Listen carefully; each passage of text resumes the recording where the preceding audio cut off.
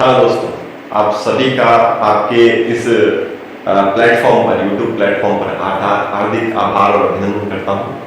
दोस्तों, हम बात करेंगे आज राजस्थान की जो भी लोक देवियाँ हैं उनके बारे में अपना डिस्कशन करेंगे। तो सबसे पहले मैं आज इस वीडियो के अंदर आपके सामने डिस्कशन करूंगा माता करणी जी के बारे में, ठीक है, जो बुढ़ी डोगरी के नाम से जानी जाती है। ठीक है, तो करणी जी के बारे में आज अपन डिस्कशन करेंगे। ठीक है, बहुत ही एग्जाम के अंदर, राजस्थान के अंदर जितने भी एग्जाम हैं उनके अंदर करणी माता से संबंधित बहुत सारे क्वेश्चन पूछे गए और मैं आपको एक एक कहानी के माध्यम से इस चैप्टर को पढ़ाने का पूरा प्रयास करूंगा। माता करणी के हम मंदिर के भी दर्शन करेंगे आज। ठीक है, जो सफेद काबा जो है, जिसे जो सफेद रंग का जो चूहा है, चूहे को काबा बोलते हैं सफेद रंग को, तो उसको भी मैं आपको आज दिखाऊंगा, साक्षात उसके दर्शन करवाऊंगा।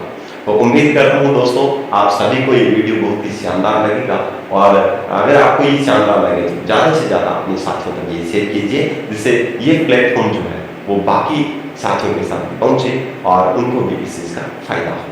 तो आज हम इसी कड़ी में आगे बढ़ाते हुए आर्ट एंड कल्चर, राजस्थान की आर्ट और कल्चर यानी राजस्थान की कला और संस्कृति के बारे में आज हम राजस्थान की लोक देवियों के बारे में डिस्कशन करेंगे। तो आज की इस वीडियो के अंदर मेरा जो मेन मोटिव जो है वो रहेगा राजस्थान की लोकप्रिय लोक देवी जिसका नाम है करणी माता जी। ठीक है, तो करणी माता जी के बारे में आज हम पढ़ेंगे, उनका जन्म कैसे हुआ, उनका विवाह किसके साथ हुआ।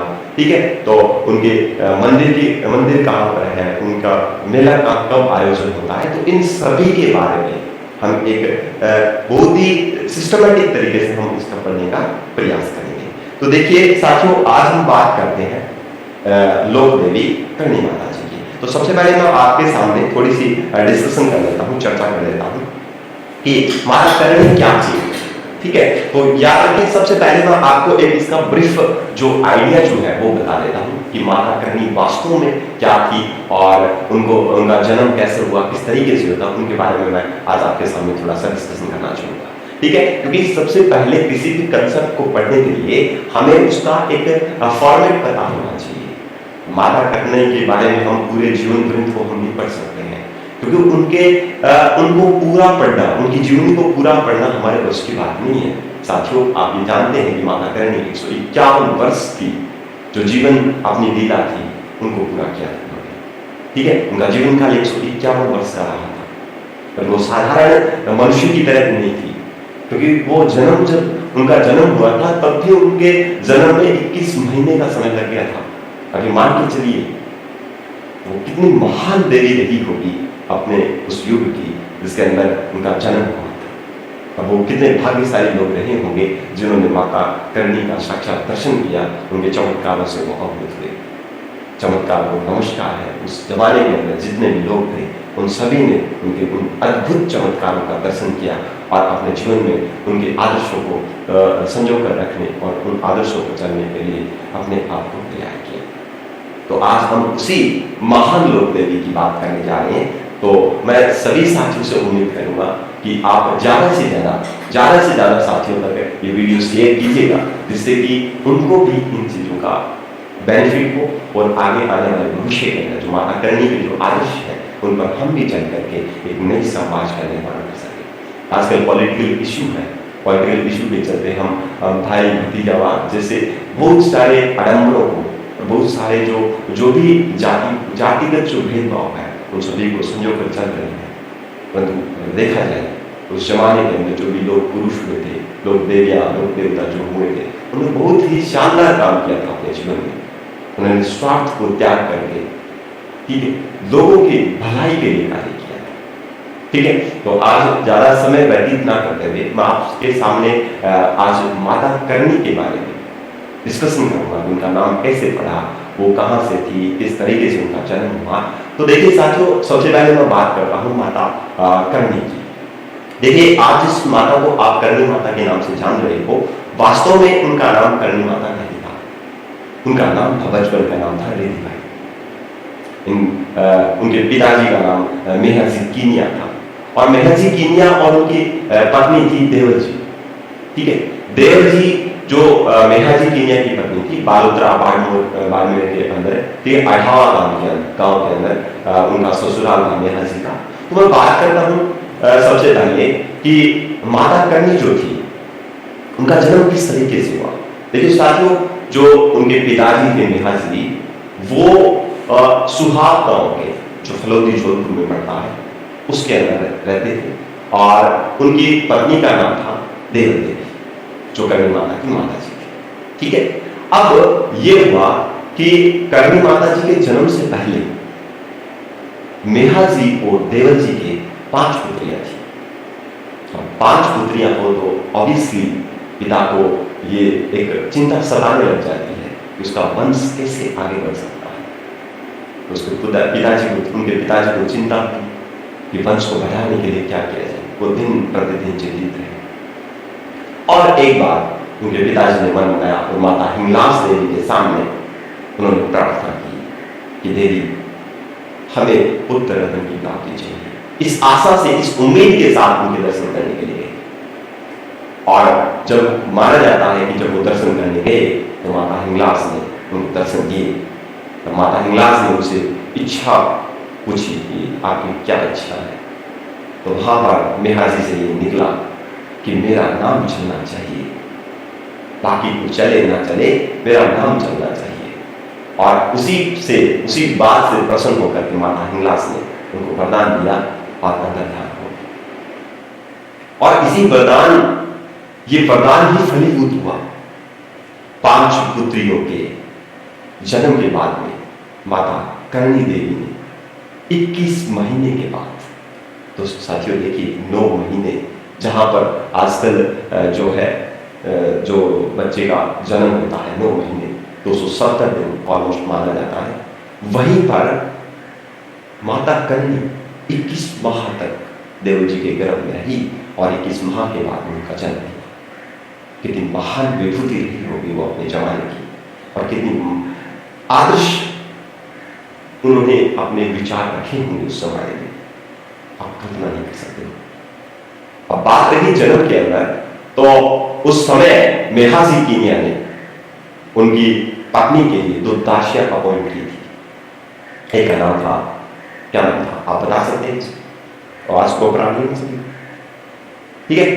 तो एक का नाम था अखा इंदानी, क्या नाम था? एक का अखा इंदानी था, और दूसरी जो दासी थी उसका नाम था मोटी मंडारी। तो ये 2 दासियां अपॉइंट की थी कि जो देवर जी है उनके जो संतान होगी तो उनमें किसी भी प्रकार का व्यवधान नहीं हो। साथियों, दोनों दासियों ने मिलकर के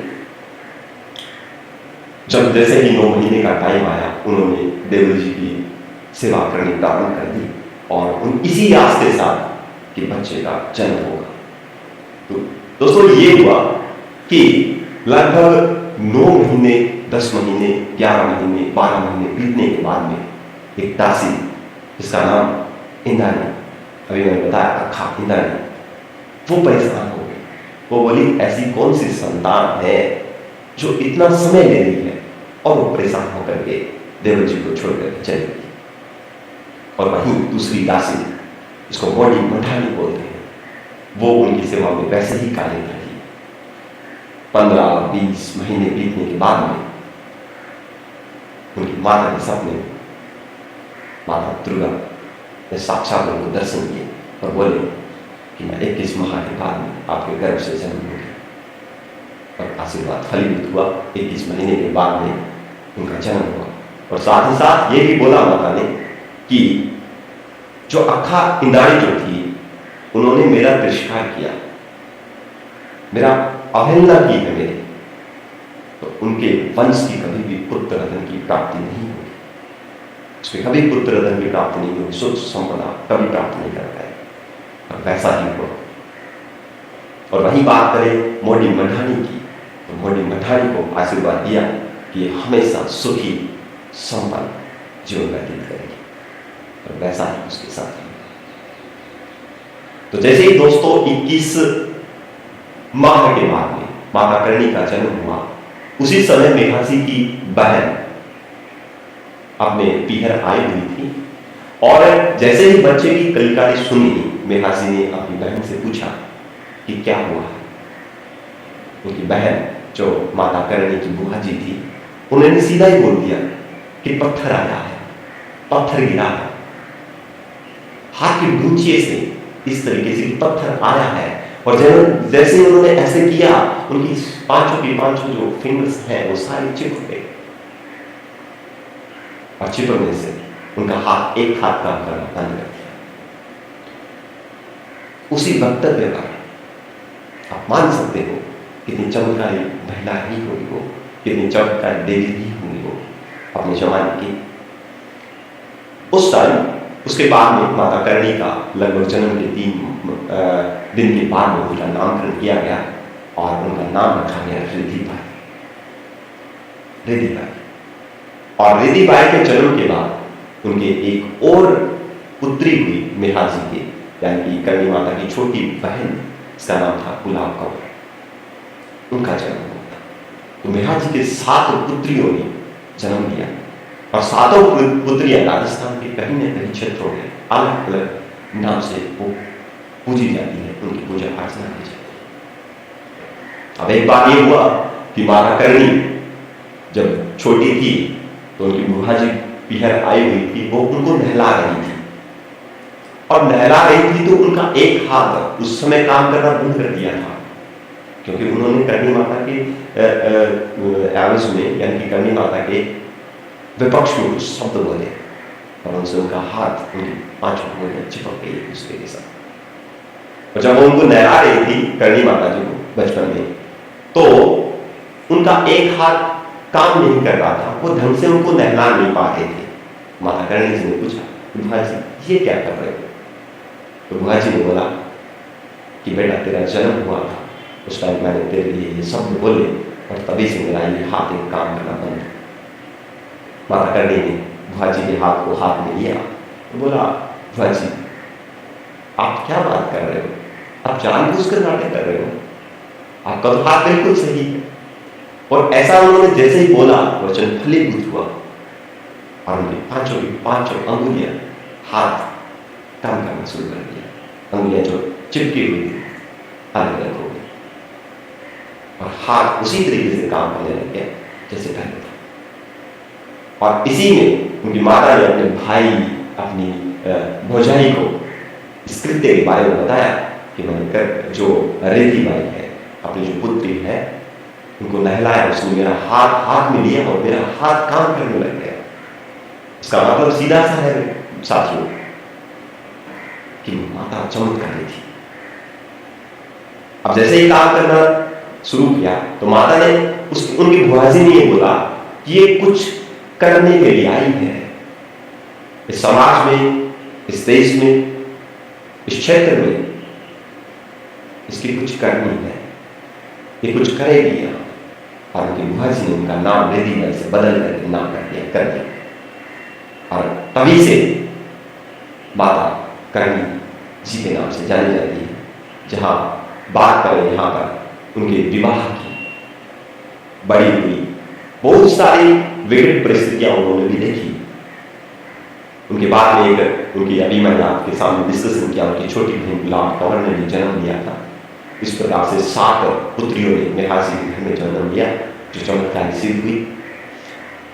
उसके बाद ये हुआ कि लगभग 6 साल की उम्र में, जब करणी माता जी 6 साल की थी, उस टाइम उनके पिताजी खेत से जैसे ही घर पे आ रहे थे, तो किसी काले सर्प के ऊपर उनका पैर गिर गया, और पैर गिरने से सर्प ने उन्हें काट दिया। जब शाम का टाइम हुआ, घर पर मेहाजी नहीं पहुंचे, तो घर वालों को चिंतित हुई। नौकर चाकर जितने भी थे, उन सभी ने ये सोचा कि क्यों नहीं आए। तो सभी ने उनकी जांच पड़ताल की, तो देखा कि रास्ते में वो मृत पड़े हैं। और घर ला करके उनको जैसे घर लाया गया, तो सभी ने रोना धोना शुरू कर दिया। और ये सुनकर के माता करणी वहां पर आई और देखा कि पिताजी को सांप ने काट लिया है। तो माता ने पिताजी को बोला, उनके सांप को काटे हुए हिस्से का अपना हाथ फेर करके अपने पिताजी से बोला, पिताजी उठिए, आपको काम नहीं करना है। ऐसा सुनकर के पिताजी ने अपनी आंखें खोल ली, और आस पड़ोस में जो भी वहां पर इकट्ठे थे उन सभी ने माता के इस चमत्कार को देख करके नतमस्तक प्रणाम किया और बोला कि वास्तव में ये कोई साधारण बच्ची नहीं है, साधारण लड़की नहीं है, ये साक्षात माँ दुर्गा का अवतार है, माँ जगदम्बा का अवतार है। और तभी से उनकी प्रसिद्धि चहुं ओर चारों दिशाओं में फैलने लग गई और लोग उनकी माने लग गए। जैसे ही माता रानी धीरे धीरे धीरे धीरे अपने बचपन को व्यतीत करते हुए अपने युवावस्था में पहुंची, लगभग 29 वर्ष की माता हो गई, तब पिताजी को ये चिंता सताने लगी कि इतनी बड़ी बेटी है।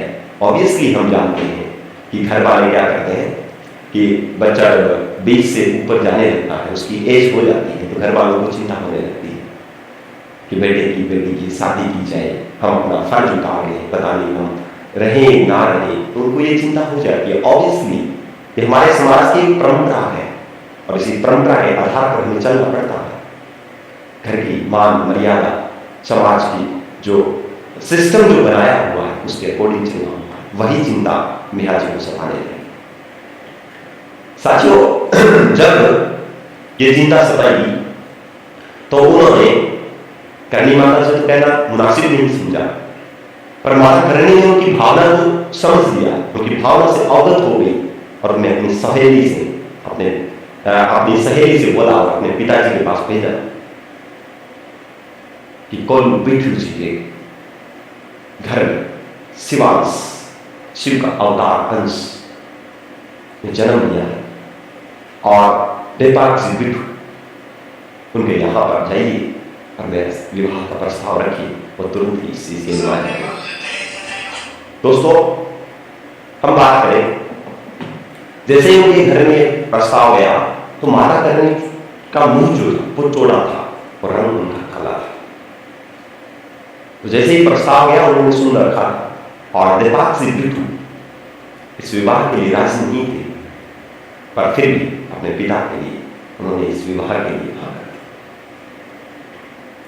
29 साल की उम्र में माता करणी का विवाह हुआ, क्योंकि जब मन नहीं हो तो पूरी बारात, आप जानते हो कि जब मन नहीं हो तो मजे से बारात भी नहीं ले जाई जा सकती। तो देपाक जी बिट्ठू ने कुछ एक साथियों को लेकर के 5-10 जितने भी लोग थे उनके साथ मिलकर के करणी माता के घर आए, उनसे विवाह किया। और जैसे ही वो लौट रहे थे, रास्ते में उन्हें प्यास लगी और प्यास लगी तो उस टाइम उन्होंने देखा कि उनके पास जो रथ थे, जो भी थे उनके साधन, उनमें मटके जो रखे थे उनमें पानी नहीं था। अब प्यास लगी है, पानी की जरूरत है, कहां से भी उन्होंने इधर उधर मटकों में देखा, पानी कहीं नहीं मिला। अंदर से आवाज आई, माता करणी ने आवाज दी कि पीछे मुड़ के देखिए, पीछे तलाई ताल, आप उससे पानी पी लीजिए। तो उन्होंने पीछे मुड़ के देखा तो चमत्कार हुआ और पीछे पानी का सरोवर मिला, उसमें से उन्होंने पानी पिया, खाली मटकों को भरा, जितने भी उनके साथी लोग थे उन सभी ने पानी पिया। और पानी पी करके जैसे ही माता करणी को उन्होंने पूछने की कोशिश की कि आप भी पानी पियोगे, उन्होंने जैसे ही पर्दा उठाया पानी से, उन्होंने देखा कि साक्षात माँ जगदम्बा सिंह पर सवार लालिमा युक्त, एकदम सुंदर दृश्य देख करके वो अचंभित रह गई और ये सोच कर कि वास्तव में ये कोई ऐसी वैसी लड़की नहीं है, साक्षात माँ देवी जगदम्बा। तो माँ जगदम्बा ने देपाक जी बिट्ठू को बोला कि मैं संभोग के लिए नहीं बनी, मैं गृहस्थी जीवन के लिए नहीं बनी, मेरा मूल कर्तव्य है दीनहीन पर हो रहे अत्याचार, समाज में फैल रही जो अत्याचार, जो भावना है, समाज की अंधविश्वास को मिटाना,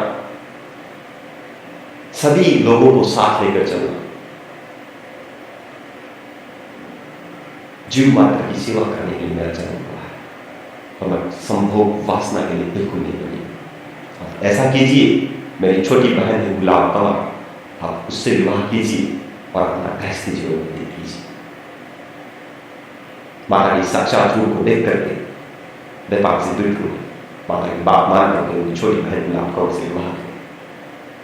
और विवाह करने के बाद गुलाब कंवर के एक पुत्र रतन की प्राप्ति हुई, लाखन जी जिनको बोलते हैं। एक बार लाखन जी कपिल सरोवर में स्नान कर रहे थे, किसी कारणवश से उसके अंदर डूब गए और डूबने के बाद में उनकी मृत्यु हो गई। ये सूचना गुलाब कंवर को मिली। गुलाब कंवर रोने लग गई। माता करणी को बताया तो माता करणी ने अपनी बहन को सांत्वना देते हुए बोला कि लाखन नहीं मर सकता है। उन्होंने उस लाखन जी को गोद लिया था करणी माता ने। बोले लाखन जी नहीं मर सकते। उन्होंने अपनी कड़ी साधना तप से उनको पुनर्जीवित किया और जैसे ही पुनर्जीवित किया वैसा हमारे यम जी यमराज जी उनको क्रोध आया। बोले कि आप ऐसा नहीं कर सकते, प्रकृति के खिलाफ है, विरुद्ध है, किसी जीव का मरना निश्चित है। आप उनको ऐसे बिना प्रकृति के साथ, आप बिना प्रकृति की मतलब मर्जी के आप ऐसा नहीं कर सकते। ये प्रकृति के पूरा बिल्कुल खिलाफ है, आपको उसको वापस मृत करना पड़ेगा। तो माता ने उन्हें ऐसा करने से मना कर दिया कि मैं ऐसा नहीं कर सकती। तो यमराज ने बोला कि अगर आप ऐसा नहीं करते हो तो आपके समाज के जितने भी लोग हैं, चार कुल के जितने भी परिवार होंगे और उनके अंदर जितने भी लोग होंगे, अगर वो मृत्यु को प्राप्त होते हैं तो मैं मेरे यमलोक में नहीं आने दूंगा उनको। माता ने बोला जरूरत नहीं है, आप अपना ध्यान अपने पास रखिए, अपना ज्ञान अपने पास रखिए, मैं मेरे वालों को मेरे पास ही रख लूंगी। इतना सामर्थ्य है मुझमें। और तब से लेकर के आज तक माता करणी के वंश के जो भी चारण के जो भी व्यक्ति जन लोग मृत्यु होती है तो आज भी माता करणी के मंदिर में वो चूहे के रूप में चल रहते हैं। कहा जाता है कि वहां से लगभग बहुत सारे चूहे हैं, 25,000 से ज्यादा वहां पर चूहे आपको मिल जाएंगे। ऑलमोस्ट लगभग बता रहा हूं, मैं कभी उनके नहीं आया। तो आप ये मान सकते हैं वो चूहे क्या है?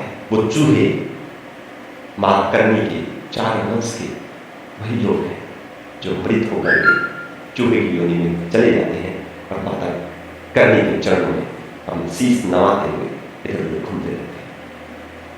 बहुत ही बड़ी आश्चर्यजनक और अद्भुत बात है दोस्तों कि चूहों से एक रोग होता है, इसका नाम प्लेग।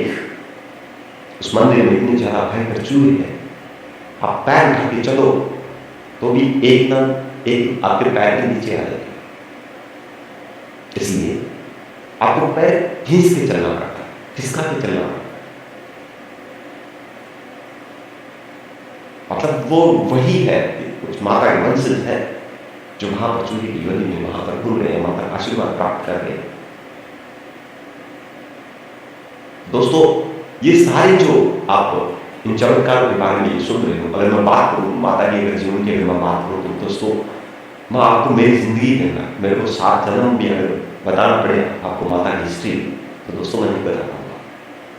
इसके पीछे रीजन है कि माता को चंद शब्दों के अंदर पिरोया नहीं जा सकता, उनकी जीवनी को चंद शब्दों में पिरो के नहीं रखा जा सकता। इससे जो मूलभूत बातें थी जो हमें पता होनी चाहिए कि वास्तव में देवी क्या थी, उसके बारे में मैंने छोटी सी चीजें आपके सामने रखी, जिससे आपका थोड़ा सा ऐसे क्राइटेरिया बने कि वास्तव में माता करनी क्या थी। तो आज हम उसी चीज को आगे बढ़ाते हुए मैंने आपको थोड़ी स्टोरी बताई है, ठीक है, और उसी स्टोरी को बताने के बाद में आज हम अपना वीडियो स्टार्ट करेंगे।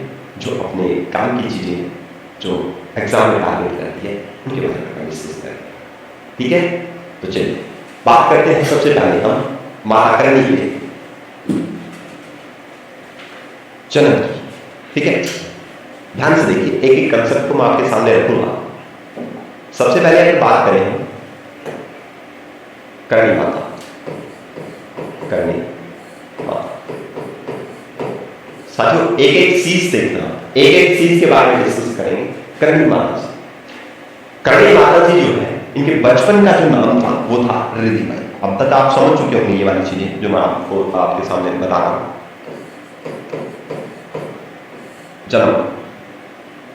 जन्म नाम, ठीक है, जन्म का नाम जो था वो था रिद्धि बाई। रिद्धि बाई बोल सकते हो आप, रिद्धू बाई बोल सकते हो, कुछ भी बोल सकते हो। ये इनका बचपन का नाम था। समझ रहे हैं? अब बात करें यहां पर इनका जन्म हुआ कहां, स्थान कहां। तो याद रखिए इनका जो जन्म था वो हुआ कहां पर, देखिए ध्यान से। ये सबसे पहले तिथि बता देता हूं, आशोच मास की शुक्ल सप्तमी, शुक्ल सप्तमी, आशोच महीने की शुक्ल सप्तमी को मां करणी का क्या हुआ, जन्म हुआ। और कहां हुआ याद रखें, सुहाग गांव, सुहाग गांव। ये सुहाग गांव पड़ता है जौनपुर में, फलौदी जौनपुर में पड़ता है। तो याद रखिए सुहाग गांव, फलौदी, जौनपुर। ठीक है, तो यहां पे इनका क्या हुआ, जन्म हुआ। अब बात यहां से करें हम कि जन्म हुआ कब हुआ, आजीवन शुक्ल सप्तमी को। जन्म का नाम क्या, रिद्धि बाई था।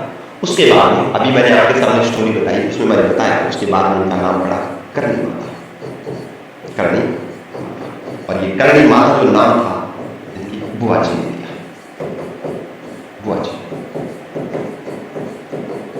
ठीक है,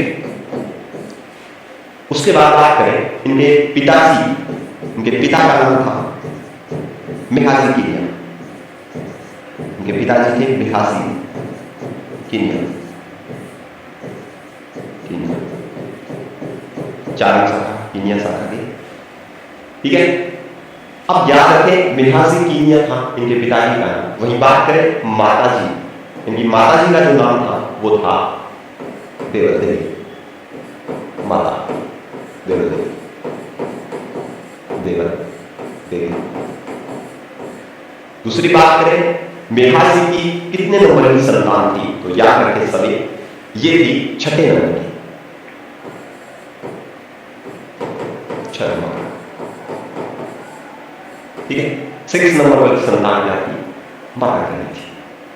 इनकी छोटी बहन थी, 7 बहनें थी, 7 बहन थे, 7 बहन थी, बहन। इनमें से छोटी बहन, करणी माता की छोटी बहन थी, उनका नाम था गुलाब कमल। छोटी बहन का नाम क्या था, गुलाब कमल, गुलाब कमल। क्लियर है? ठीक है, तो ये वाली चीजें याद रखें। सबसे पहले इनका जन्म याद रखें, जन्म का नाम क्या था, रिद्धि बाई था, आजीवन शुक्ल सप्तमी 1387 में, डेट भी याद रखें 1387 में, 1387 में। विक्रम संवत की बात करूं तो विक्रम संवत लिख लेना आप सभी, हो सकता है कई बार एग्जाम में विक्रम संवत पूछ ले, तो विक्रम संवत, विक्रम संवत 1444, 1444। ठीक है, तो ये विक्रम संवत 1444 में रिद्धि बाई का जन्म हुआ। 1787 में बोल सकते हो आप, लेकिन कैलेंडर के हिसाब से आजीवन शुक्ल सप्तमी, गांव सुहाग गांव फलौदी जोधपुर में हुआ था। करणी माता जी, करणी जो नाम था उनकी माता जी ने, सॉरी इसकी बुआ जी ने दिया था। और पिताजी क्या थे, मेहाजी कीनिया, और माता का नाम देवल देवी, और 6 नंबर की संतान थी, 7 बहनें थी। इनकी छोटी बहन का नाम था गुलाब कमल। क्लियर है बात सभी को? ठीक है, अब बात करें इनके उपनाम क्या है, किन किन नामों से ये जानी जाती है। माता करणी के जो उपनाम है याद रखें, इन्हें चूहों की देवी भी कहते हैं, चूहों की देवी, चूहों की देवी। चूहों की देवी क्यों कहते हैं, इसके पीछे क्या है ध्यान से सुनिए। क्योंकि करणी माता के मंदिर में देखें तो हजारों की संख्या में वहां पर चूहे आपको मिलेंगे, इसलिए इनको चूहों की देवी भी कहा जाता है। क्योंकि ये चारों कुल के ही, चारों वंश के ही, चारों कुल जो वंश है उनके ही लोग हैं। अभी मैंने आपको बताया उनकी कहानी। ठीक है, तो इन्हें चूहों की देवी बोलते हैं। दूसरी बात, इनका जो नाम है उन्हें बुढ़ी डोगरी भी कहते हैं, बुढ़ी डोगरी, बुढ़ी डोगरी भी इनको कहते हैं, याद रखिए बुढ़ी डोगरी। नेक्स्ट, इनको चारणों की कुलदेवी कहा जाता है, चारणों की कुलदेवी, चारण समाज जो है उनकी कुलदेवी माता करणी को कहा जाता है।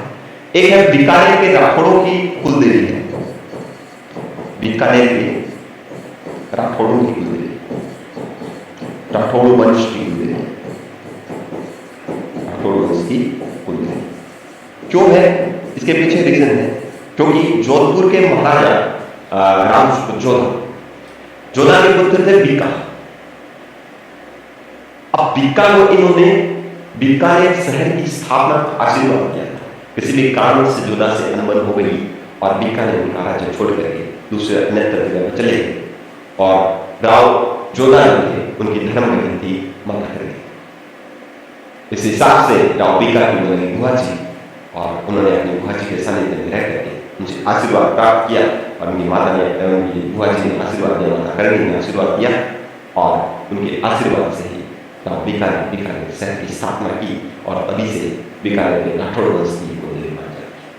तो याद रखें ये सारी चीजें जो मैंने आपके सामने रखी है, एक बार वापस मैं आपको रिपीट करवा देता हूँ। करणी माता जिनका जन्म 1787 में विक्रम संवत 1444 में हुआ, जन्म का नाम रिद्धिबाई था। आश्विन शुक्ल सप्तमी को जन्म हुआ सुहाग गांव फलोदी जोधपुर में। करणी माता नाम जो नाम था उनकी बुआ जी ने दिया था। पिताजी मेघाजी कीनिया के, माता देवन देवी 6 नंबर की संतान की 7 महीने थी। उनकी छोटी बहन का नाम गुलाब कंवर था, उपनाम चूहों की देवी के नाम से जाना जाता है। बुढ़ी डोगरी इनको कहते हैं, चारों की कुलदेवी है, बीकानेर के राठौड़ों की कुलदेवी है। तो ये कुछ एक नाम है जिनके नामों से माता करणी को जाना जाता है। ठीक है, बात क्लियर होगी। जिसको भी स्क्रीनशॉट लेना हो वो स्क्रीनशॉट भी ले सकते हैं। ठीक है, चले आगे। चलिए अब मैं फैक्ट पे बात करूंगा। ठीक है, इनकी बहन थी गुलाब कंवर। अभी मैंने आपको बताया गुलाब कंवर का विवाह अपने ही पति के साथ इन्होंने करवाया, देपाक्षी बिट्टू। ठीक है, तो याद रखें गुलाब कंवर की छोटी बहन, मैं लिख देता हूं सभी, छोटी बहन। और इनके पति का जो नाम था, पति उनका नाम था देपाक्षी बिट्टू, जो कोल्लू बिट्टू के पुत्र थे।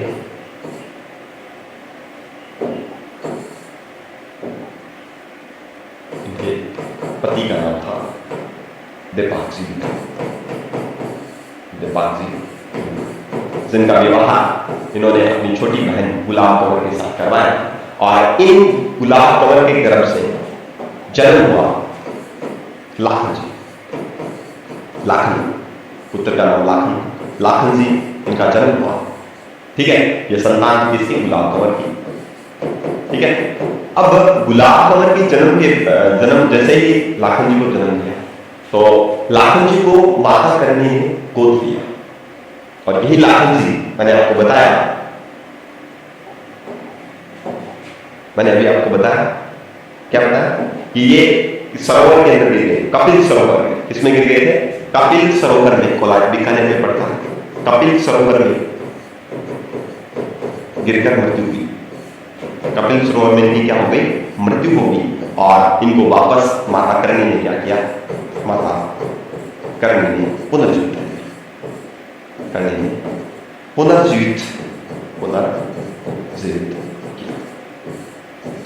ठीक है, स्टोरी में आपको सामने बता चुका हूं सारी की सारी। ठीक है, तो थोड़ा सा आप देख लीजिए। ठीक है, किस तरीके से आपको पता होना चाहिए। गुलाब कंवर की छोटी बहन थी जिनका विवाह अपने पति देपाक्षी के साथ इन्होंने करवाया।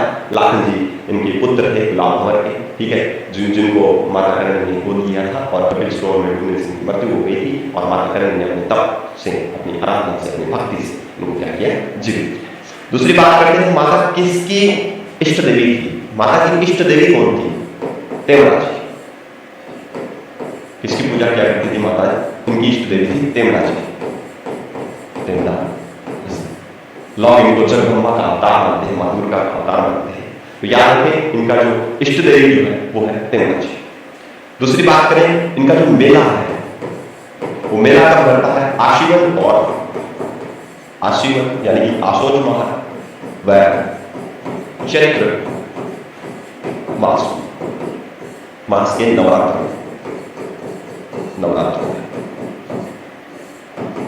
ठीक है, नवरात्र में मेला होता है। याद रखें आश्विन और चैत्र मास के जो नवरात्र है इनमें इनका क्या होता है? मेला होता है। ठीक है, दूसरी बात यहां पर करें। ठीक है, मंदिर कहां है? इंपॉर्टेंट क्वेश्चन है, पूछा गया एग्जाम में। मंदिर, इनका मंदिर है देशनोक में। देशनोक जो पड़ता है बीकानेर में। ये देशनोक बीकानेर से 30 किलोमीटर दूर है। ध्यान रखिए, देशनोक बीकानेर, यहां पर इनका मंदिर है। और इनके मंदिर को बोलते हैं मठ। मंदिर का नाम क्या है? मंदिर को क्या कहा जाता है? मठ कहा जाता है, मठ। और देशनोक बीकानेर में जो मंदिर है इसको बोलते हैं चूहों का मंदिर। चूहों का मंदिर। अभी मैंने बताया क्यों बोलते हैं चूहों का मंदिर, क्योंकि यहाँ पर बहुत सारे चूहे आपको देखने को मिलेंगे। अब इन्हीं चूहों में आपको सफेद रंग के चूहे देखने को मिलेंगे। माना जाता है कि सफेद रंग के चूहे माता जो करनी माता जी है उनके साक्षात दर्शन के रूप में माने जाते हैं वो, और उन्हीं सफेद चूहों को कहा जाता है काबा। इनके मंदिर में जो सफेद चूहे होते हैं उन्हें हम बोलते हैं काबा। सफेद चूहों को क्या कहा जाता है? काबा। एक करनी माता का प्रतीक भी है, प्रतीक सफेद चील बोला जाता है। सफेद चील कहा जाता है कि माता का स्वरूप है सफेद चील। अगर किसी को दर्शन करते जाते समय अगर सफेद चील के दर्शन होते हैं तो माना जाता है कि माता ने उस पर प्रसन्न होकर के अपने साक्षात दर्शन उस व्यक्ति को, उस महिला को दिए। तो याद रखें, इनका प्रतीक है सफेद चील। सफेद चूहों को काबा बोलते हैं और इनका मंदिर है देशनोक में। ठीक है, तो ये वाली चीजें भी आप थोड़ा सा ध्यान रखें। जिसको स्क्रीनशॉट लेना हो स्क्रीनशॉट ले सकते हैं। मैं एक बार बता देता हूँ, इनकी छोटी बहन का नाम था गुलाब कौर, जिन्होंने अपने पति दीपाक जी बिट्टू के साथ इनकी शादी करवाई थी। ठीक है, इनसे पुत्र उनकी प्राप्त हुई लाखन जी, जिनको उन्होंने गोद लिया। लाखन जी कपिल सरोवर में हमारे बीकानेर के अंदर जो पड़ता है उसके अंदर डूब करके उनकी मृत्यु हो गई थी। माता ने अपने जब तक से उनको वापस पुनर्जीवित किया। जब मैंने क्या कहा था उसके बारे में मैंने आपको स्टोरी पहले से बता रखी है। ठीक है, तो माता करनी ने उनको जीवित किया। उसने उनकी इष्ट देवी जिनकी पूजा आराधना किया करते थे उनका नाम था तेमरासी। मेलान का आश्विन और चैत्र मास के जो नवरात्र आते हैं उनके अंदर बनता है। कहाँ पर बनता है? मंदिर देशनोक बीकानेर में बनता है। उनका मंदिर देशनोक बीकानेर में है ना। इन मंदिर महाराज के मंदिर को बोला जाता है मठ कहा जाता है, जिसे चूहों का मंदिर भी कहते हैं। तो यहाँ पर बहुत संख्या चूहे आपको देखने को मिलेंगे और वहां पर जो भी सफेद चूहे उनको काबा कहते हैं और वहां का प्रतीक माना जाता है सफेद चील। क्लियर है सभी को? चलिए बात करते हैं दोस्तों, आगे हम बात करते हैं यहाँ पर प्रॉपर सभी। चलिए अब हम बात करें आगे कि ठीक है मंदिर के बारे में बात करें। ठीक है, तो इस मंदिर का निर्माण जो था सर्वप्रथम चामन गड्ढा ने कराया। प्रारंभ में चामन गड्ढा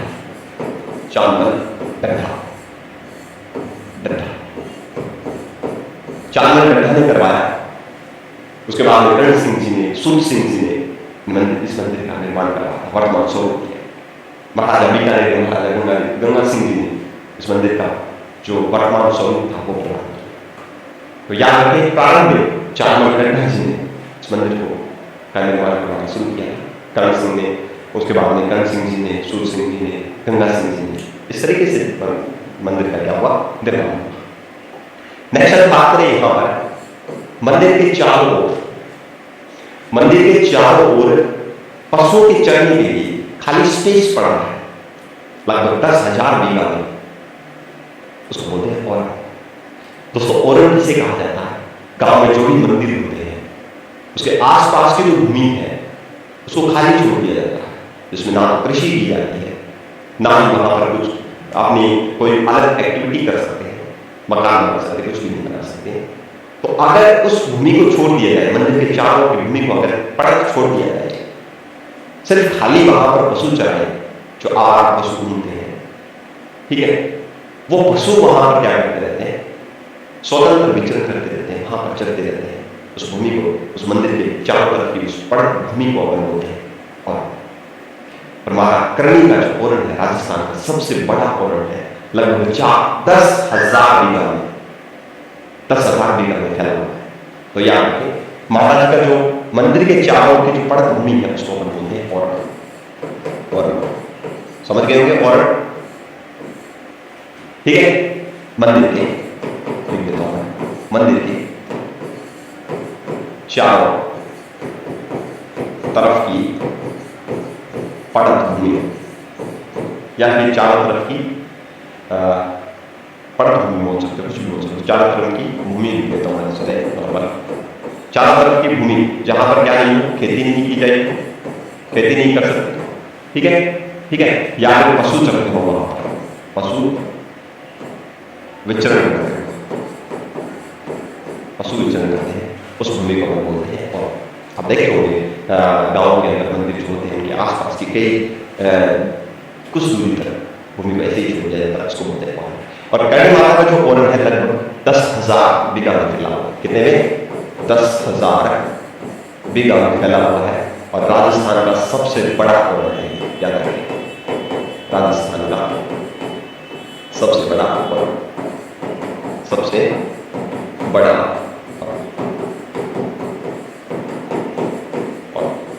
देखिए दोस्तों, मेरा मकसद यहां पर एक ही वीडियो में पूरी लौह देवियों को पढ़ाना नहीं है।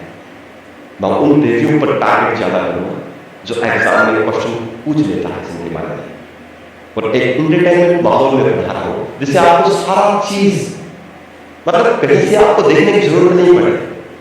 क्वेश्चन कहां से आएगा ये तो आप जानते हैं, नॉर्मल आरबीसी है, चाहे कोई भी बोर्ड हो जो एग्जाम ले रहा है, उन्हें इतने हार्ड क्वेश्चन नहीं पूछे जाते हैं, पर फिर भी हमें तैयार करना है।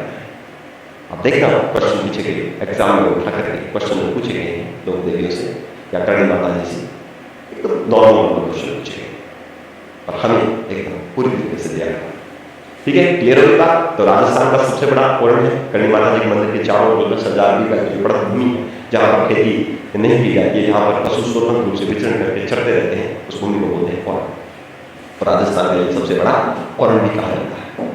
ये बात क्लियर होगी। इनकी इष्ट देवी मैंने आपको बताया क्या है, अभी बताया मैंने देवराज जी। ठीक है, समझ आएगा सभी को? यहाँ तक क्लियर हो चुका होगा आई थिंक। उसके बाद में अगर बात करें हम यहाँ पर, तो मंदिर के अंदर जो किवाड़ थे, किवाड़ होता है, किवाड़, वो अलवर के महाराजा है बख्तावर सिंह, अलवर के महाराजा बख्तावर सिंह लगभग, बख्तावर सिंह जी ने लगवाए, चांदी के बने हुए, याद रखें, चांदी के बने हुए, चांदी के बने हुए।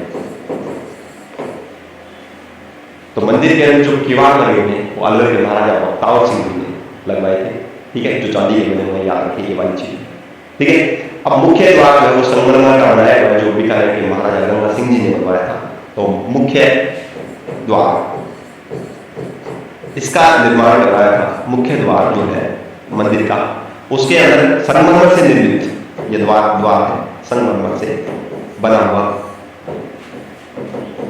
जिसका निर्माण करवाया था बीकानेर के महाराजा गंगा सिंह जी ने, गंगा सिंह जी। ठीक है, तो बीकानेर के महाराजा गंगा सिंह जी ने मुख्य द्वार जो संगमरमर से निर्मित है उसका निर्माण करवाया था। जो मंदिर के अंदर जो किवाड़ लगे हुए चांदी के बने हुए, उनका वो लगवाए थे किसने? अलवर के महाराजा बख्तावर सिंह जी। ठीक है, बात क्लियर हो चुकी है सभी को। मंदिर कहाँ पर है अभी मैंने आपको बताया, इसको बीकानेर में जिसे का मंदिर भी कहा जाता है। क्लियर? अब वहां पर बात करें नेक्स्ट, यहां पर सावन भादो नामक दो कढ़ाइयां भी है, आप देखते होंगे जब आप मंदिर गए हो तो आप देखना मुख्य दरवाजा जो है मंदिर का जो मुख्य दरवाजा है उसके पास में ही दो कढ़ाइयां लगी हुई है, सावन भादो कढ़ाई, और पास में ही एक देवरा बना हुआ है, वो है दशरथ मेघवाल जी का। दशरथ मेघवाल जी कौन थे? दशरथ मेघवाल जी थे करणी माता जो गाय थी, गाय से बड़ा स्नेह करती थी करणी माता जी। इनके पिताजी ने इनके जन्म के समय भी गाय बहन की और लगभग 200-300 गाय लेकर के वो अपने साथ अपने ससुराल गई थी।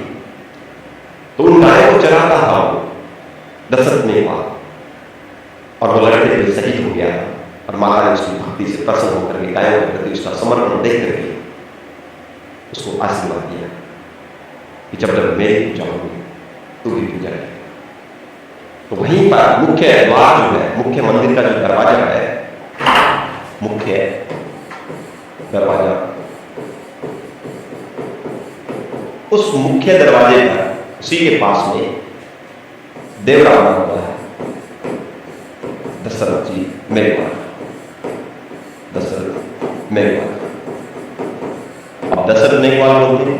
अभी मैंने आपको बताया दशरथ मेघवाल जी कौन थे? दशरथ मेघवाल जी करणी माता के गाय चराते, गाय चराया करते, ठीक है, ये तरह है। और इसी मुख्य दरवाजा के पास ही नजदीक ही क्या है? सावन भादो नामक दो कढ़ाइयां, सावन भादो कढ़ाई। ठीक है, याद रखें। तो ये चीज याद होगी सभी को। उसके बाद में बात करें यहां से, तो मैंने आपको बताया कि अभी हाल ही के अंदर देशमुख बीकानेर के अंदर 2018 के आसपास, ठीक है, 2018 में एक पैनोरमा बनाया गया, करणी माता का पैनोरमा। तो याद रखें, करणी माता का जो पैनोरमा है वो कहां पर है? तो करणी माता का पैनोरमा जो बना हुआ है वो है देशमुख बीकानेर। पैनोरमा देशमुख बीकानेर में था, बीकानेर, याद रखें, ठीक है। और वही मुख्य मंदिर के अंदर बात करें तो मुख्य मंदिर में ही एक 11 फीट, मंदिर में 11 फीट का, देखिए 11 फीट बहुत होता है, 11 फीट का एक दीपक है, दीपक बना हुआ है या रखा गया है, जो विश्व का सबसे बड़ा दीपक है।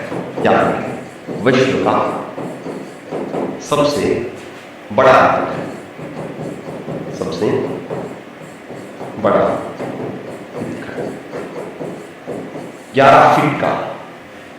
आप देखना कभी जाओ उसके पास मंदिर में 11 फीट ऊंचा एक दीपक रखा हुआ है, और वो दीपक जो है विश्व का सबसे बड़ा दीपक माना जाता है। क्लियर हुई बात सभी को? ठीक है। अब दूसरी बात यहां से करें तो एक बार मैं वापस बता देता हूं, मुख्य दरवाजा उसके पास ही एक देवरा बना है, किसका? दशरथ जी मेघवाल का, जो उनकी गाय चराया करते थे, ग्वाले थे।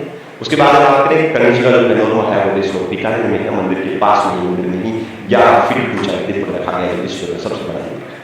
ठीक है, चलिए नेक्स्ट पर बात करते हैं।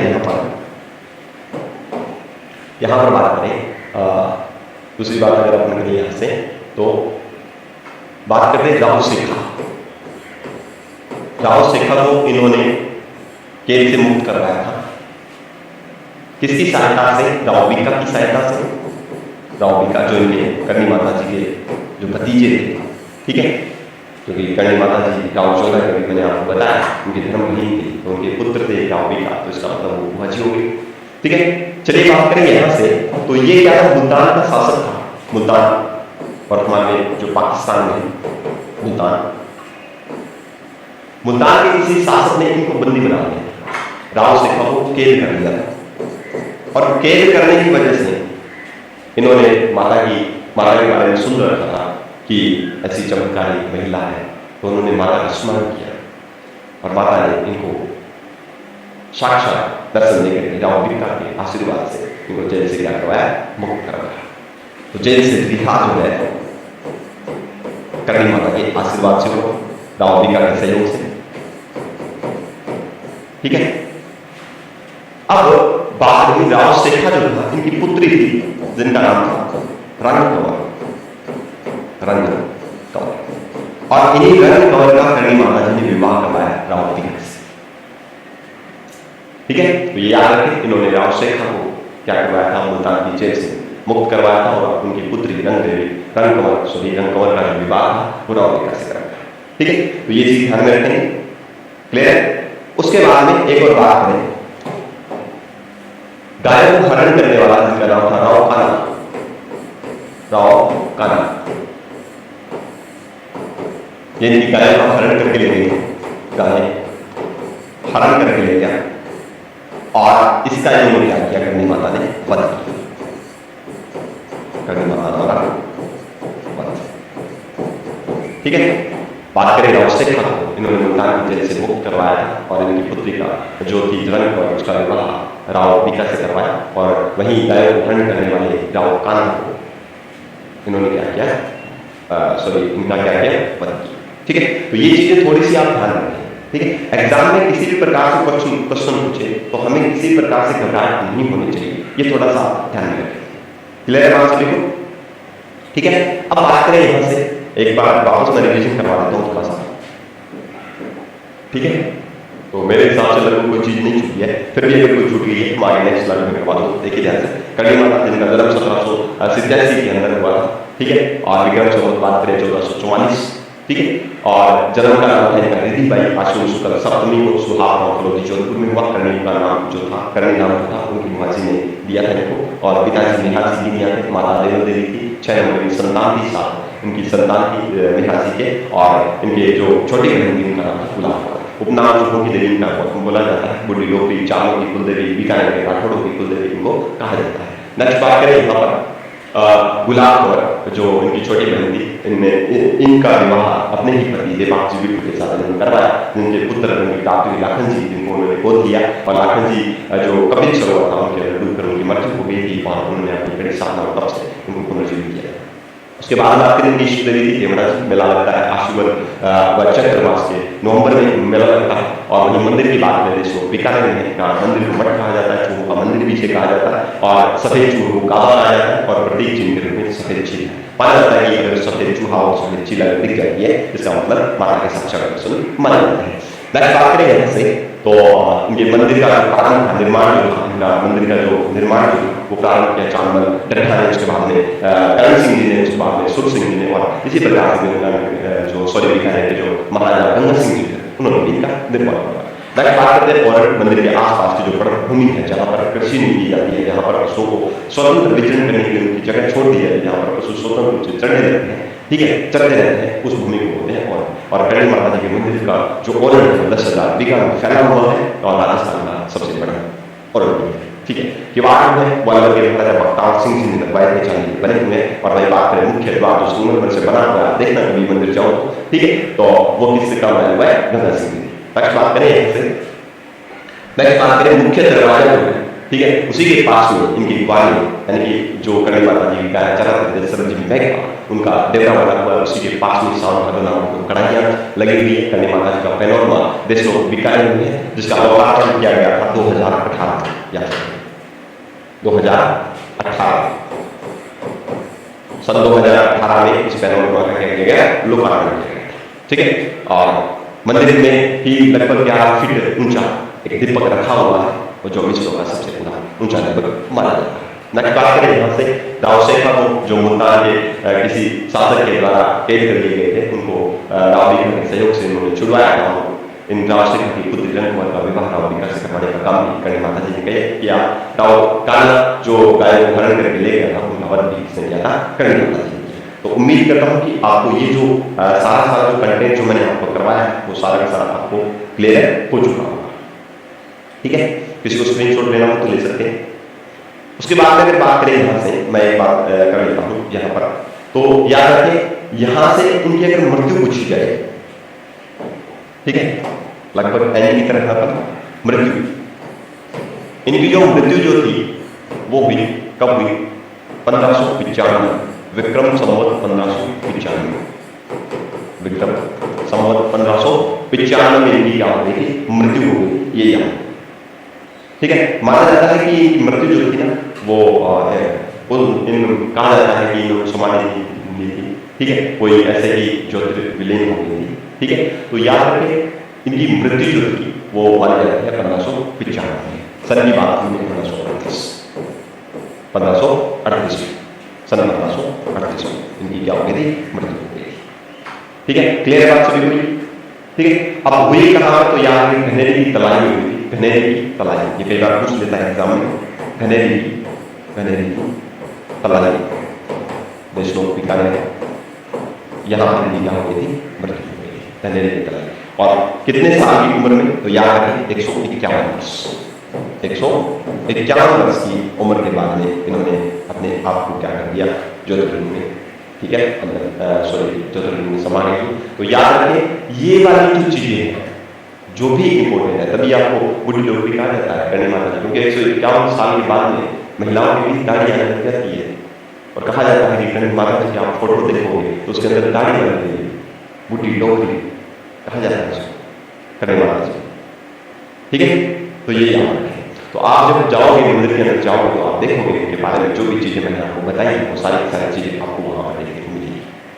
ठीक है, तो उम्मीद करता हूँ कि आपको सभी को ये वीडियो बहुत ही शानदार लगा होगा। आपको जो मैंने कंटेंट दिया है वो एग्जाम ओरिएंटेड दिया है और सारी चीज कवर करने का प्रयास किया है। और अगर आपको लगता है कि मैंने वास्तव में आपके लिए थोड़ा सा नॉलेज बढ़ाने का प्रयास किया है तो अपने सभी साथियों के साथ ये वीडियो ज़्यादा से ज़्यादा शेयर कीजिए और यूं ही इस प्लेटफॉर्म पर बने रहिए, जिससे मैं आगे आने वाले नेक्स्ट वीडियो में भी आपके सामने इस ऐसे फैक्ट रखूँगा जो आज तक आपने बहुत ही कम सुने होंगे और बहुत ही कम समझे होंगे। ठीक है, तो एक बार आप सभी को थोड़े से मंदिर के दर्शन करवा देता हूँ, जैसा कि मैंने आपको पहले बताया था। तो एक बार देख लीजिए सभी, ये माता का मंदिर है। आप सभी जो भी गए होंगे उन्होंने देखा होगा, ये माता का मुख्य मंदिर है। ठीक है, इस तरीके का मंदिर है देशों बीकानेर के अंदर, जो बीकानेर से लगभग 30 किलोमीटर दूरी पर है। ठीक है, तो ये माता का मंदिर है। बाहर का जो दृश्य है आप देख सकते हो सभी, ये माता का त्रिशूल लगा हुआ है, ध्वजा लगी हुई है, ये सारा चीज देख सकते हो। और मंदिर को मैंने अभी आपको बताया कि माता का मंदिर को मठ कहा जाता है। उसके बाद में बात करें यहाँ से, तो नेक्स्ट आप देखिए ये वाला, ये क्या है? 11 फीट ऊंचा। या आपको अभी मैंने बताया था 11 फीट ऊंचा। ये 11 फीट ऊंचा क्या है? कहाँ से लिखूंगा इसको, देखता हूँ। ये 11 फीट हाइट का यहाँ पर दीपक लगा हुआ है, जो विश्व का सबसे बड़ा दीपक है। देख सकते हो इस प्रकार की पिक्चर आपको देखने को मिलेगी। जब आप मंदिर के अंदर दर्शन करने जाओगे तो आप देख पाओगे कि इस तरीके का आपको दीपक दिखेगा। इसके अंदर लो चल रही है, आप देख सकते हो ये वाली, ये लो चल रही है। इसके अंदर घी वगैरह डाला जाता है, इसके बाद में इसको दीपक को प्रज्वलित किया जाता है। ठीक है, तो ये दीपक है 11 फीट ऊंचा। ध्यान रखें, मैं आपके सामने सारी की सारी स्लाइड को लेकर आया हूं, जिससे आपको दिक्कत नहीं होगी। वास्तव में अगर आप वहां पर गए ही नहीं होंगे तो भी मैं आपको पूरा वहां के दर्शन करवाने का प्रयास कर रहा हूँ। तो थोड़ा सा यहाँ से बात करें नेक्स्ट, तो ये दीपक है, मैंने आपको पिक्चर दिखा दी। उसके बाद में बात करें ये एक और मंदिर, ठीक है, वही मंदिर है, सेम है। उसका बाहर का दृश्य है, आप इस प्रकार से अंदर से देखेंगे इसको तो इस प्रकार का आपको दिखाई देगा। ठीक है, करणी माता जी का मंदिर है, बहुत ही शानदार मंदिर है। आप देखोगे आपको एक आनंद की अनुभूति होगी। वहां पर जाओगे आपके अंदर ऐसी नवीन ऊर्जा का संचार होगा, क्योंकि जिस भी देवी स्थल पर आप जाते हो वहां पर नई ऊर्जा का हमारे अंदर संचार होता है। तो मौका मिले तो जरूर दर्शन करें। पूरी डोगरी आपको आशीर्वाद देगी और आपके आने वाले भविष्य में आपका सपना साकार हो, ये भी आपको आशीर्वाद देगी। ठीक है, आप एक बार उनका दर्शन जरूर करें। चलिए नेक्स्ट बात करते हैं। यहाँ से ये मंदिर का जो दृश्य है, ये करणी माता जी का पैनोरमा, मैंने अभी आपको बताया कि 2018 में इसका लोकार्पण किया गया था। तो ये करणी माता के पैनोरमा का ही बाहर का जो दृश्य आप देख पा रहे हो, ये करणी माता के पैनोरमा का दृश्य है। ठीक है, अब एक और है जहां पर मैंने अभी रखा था, उस स्लाइड कहाँ गया वो पता नहीं, मैंने आपके लिए चूहों के दर्शन वाली भी स्लाइड यहाँ पर लगाई थी। एक बार देख लेता हूँ, अगर पॉसिबल हुई यहाँ पर हुई तो मैं आपको पूरा देखूँगा, उसको दिखाने का प्रयास करूँगा। शायद नहीं है, वो डिलीट हो चुकी है, डिलीट हो चुकी है। ठीक है, तो दोस्तों इस प्रकार से हमने माता के मंदिर का साक्षात दर्शन किया। हमने माता के बारे में पढ़ा कि वास्तव में माता क्या थी, उनके लौकिक चमत्कार क्या थे, लोगों में वो क्यों लोकप्रिय रही। तो उम्मीद करता हूँ कि आपको ये सेशन बहुत ही शानदार लगा होगा और लगा है तो अपने साथियों के साथ ज़्यादा से ज़्यादा इस वीडियो को शेयर कीजिए और चीज़ें आगे आने वाले वीडियो में आपके सामने और ज़्यादा फैक्ट और ज़्यादा शानदार चीज़ें आपके सामने रख सकूँ। तो मिलते हैं नेक्स्ट वीडियो में इसी उम्मीद के साथ कि आप सभी आराम से अपनी स्टडी को कंटिन्यू कर पा रहे होंगे और इसी प्रकार से अपने जो भी लोग देवता लोग देवियाँ हैं उनके बनाए गए जो आदर्श है उन पर चल करके अपने आप को एक अच्छे नागरिक के रूप में समाज में अपने आप को अपनी आप की छवि बना रहे हैं। इस उम्मीद के साथ मिलेंगे अपन नेक्स्ट वीडियो में। जय हिंद, जय भारत।